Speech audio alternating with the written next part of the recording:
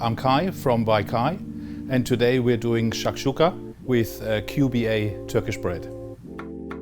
Shakshuka is gaining more popularity, and I believe that's due to the fact that there are so many lovely spices in there. The roasted coriander and the cumin seed, that sort of thing is lovely and a great combination with tomatoes, chilies, and of course capsicum as well, and it's all kind of stewed and slow cooked together.